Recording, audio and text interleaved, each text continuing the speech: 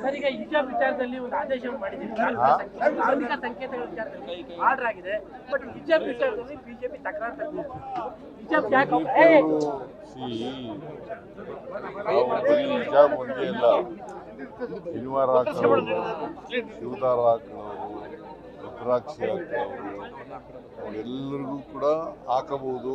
ಅವರವ್ರ ನಂಬಿಕೆಗಳಿಗೆ ಅನುಗುಣವಾಗಿ ಹಾಕಬಹುದು. Up to 12th ಸ್ಟ್ಯಾಂಡರ್ಡ್ವರೆಗೆ.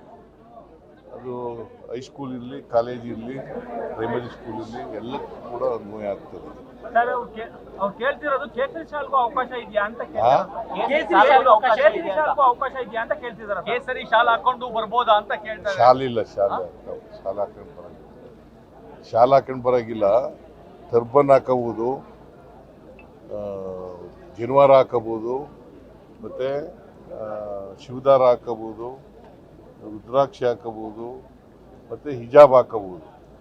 ಕೇಸರಿ ಟರ್ಬನ್ ಹಾಕೊಂಡ್ ಬರ್ಬೋದಾ ಅಂತ ಅವ್ರು ಹೇಳ್ತಾರೆ. ಕೇಸರಿಯನ್ನ ಬಿಂಬಿಸುವಂತ ಟರ್ಬನ್ ಹಾಕೊಂಡ್ ಬರ್ಬೋದಾ ಅಂತ ನೀವು ಹೇಳಿದ್ರೆ ಟರ್ಬನ್ ಅಂತಂದ್ರೆ ಈಗ ಪ್ರಾಕ್ಟೀಸ್ ನಲ್ಲಿ ಇರೋ ಅಂತ ಹೊಸದಾಗಿ ಮಾಡೋಕ್ಕಾಗಲ್ಲ. ಯಾವ್ದು ಪ್ರಾಕ್ಟೀಸ್ ನಲ್ಲಿ ಇದೆ, ನಂಬಿಕೆಗಳು ಇದ್ದಾವೆ ಇಲ್ಲಿವರೆಗೆ, ಅವು ಮಾತ್ರ. ಸರ್, ಈಗ ಪ್ರೈಮ್ ಮಿನಿಸ್ಟರ್ ಸೇವ್ ಮಾಡಬೇಕು, ಡೀಸೆಲ್ ಸೇವ್ ಮಾಡಬೇಕು ಅನ್ನೋ ಕಾರಣಕ್ಕೋಸ್ಕರವಾಗಿ ನಮ್ಮ ಕಾನೂನಿನ ಬೆಂಗಾವನ್ನೇ ಕಟ್ ಮಾಡ್ಕೊಂಡಿದ್ದಾರೆ. ಆ ತರದ ಪ್ರಾಕ್ಟೀಸ್ ಬೇರೆ ಸ್ಟೇಟ್ಗಳಲ್ಲಿ ತುಂಬ ಕರ್ನಾಟಕದಲ್ಲಿ ಬೇರೆ ಸ್ಟೇಟ್ಗಳಲ್ಲಿ ಇದೆಯಾ ಅಂತ ನೋಡೋಣ. ಕರ್ನಾಟಕದಲ್ಲಿ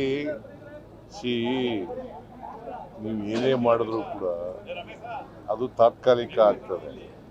ಮತ್ತೆ ಇವರು ಪ್ರೈಮ್ ಮಿನಿಸ್ಟರ್ ಹೇಳಿರ್ತಕ್ಕಂಥದ್ದು ಅದು ಸರಿಯಾದಂಥ ಕ್ರಮ ಅಲ್ಲ. ಅದ್ರ ಬದಲು ಈಗ ಬೇರೆ ದೇಶಗಳ ಜೊತೆ ನೀವು ಮಾತಾಡಿ, ಈಗ ಬೇರೆ ದೇಶಗಳು ಜೊತೆ ಮಾತಾಡಿ ಅವ್ರಿಗೆ ಒಂದು ಇನಾನಿಮಸ್ ಇದಕ್ಕೆ ಬರೋದು, ಕಾನ್ಸಿಯಸ್ ಬರೋದು ಒಳ್ಳೇದು. ಸರ್, ತಾವೆಲ್ಲ ದೆಹಲಿಗೆ ಹೋಗ್ತಿದ್ದೀರಾ ಸರ್? ಹೈಕಮಾಂಡ್ ಭೇಟಿ ಮಾಡಿ ದೆಹಲಿಗೆ ಏನಾದ್ರು ಹೋಗ್ತಾ ಇದ್ದೀರಾ ಸರ್? ದೆಹಲಿಗೆ ಹೈಕಮಾಂಡ್ ಭೇಟಿ ಮಾಡೋದಕ್ಕೆ ಸಂಪುಟ ಪುನರಚನೆ ವಿಚಾರ, ಕ್ಯಾಬಿನೆಟ್ ಪುನರಚನೆ ವಿಚಾರ ಇಲ್ಲ, ಅವ್ರು ಕರೆದಾಗ ಹೋಗ್ತಾರೆ. ಅಲ್ಲ 15ನೇ ತಾರೀಕು ಟೈಮ್ ಫಿಕ್ಸ್ ಆಗಿದೆ. ನಿನ್ಗೆ ಹೇಳ್ಬಿಟ್ರಾ? ಅಲ್ಲ, ನಿನ್ಗೆ ಹೇಳಿದ್ರೇನೆ. ನಮಗೆ ಹೇಳಿಲ್ಲ ಸರ್. ಮತ್ತೆ 15 ಅಂತ ಯಾಕೆ ಹೇಳಿದೆ? ಅಲ್ಲ, 15 ಅಂತ ಯಾಕೆ ಹೇಳಿದೆಪ್ಪ? 15ನೇ ತಾರೀಕು ಅಂತ ಯಾಕೆ ಹೇಳಿದೆ? ಯಾರು ಮಾಹಿತಿ? ಎಲ್ಲಿ ಮಾಹಿತಿ? ನಾನೇ ಹೇಳ್ತಾ ಇದ್ದೀನಲ್ಲ, ಮಾಹಿತಿ ನಿಂಗೆ ಯಾಕೆ ಹಿಂಗ್ ಸಿಗುತ್ತೆ?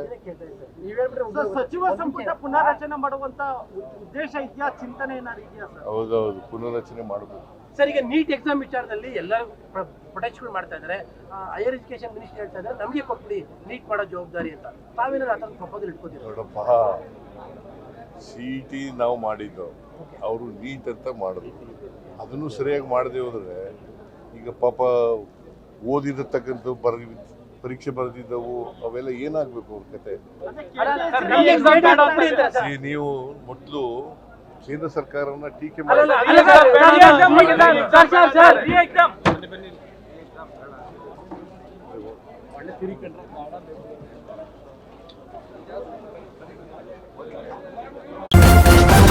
ನ್ಯೂಸ್ ಫಸ್ಟ್, ನಿರ್ಭೀತಿಯಿಂದ ನಿಮ್ಮ ಪರವಾಗಿ.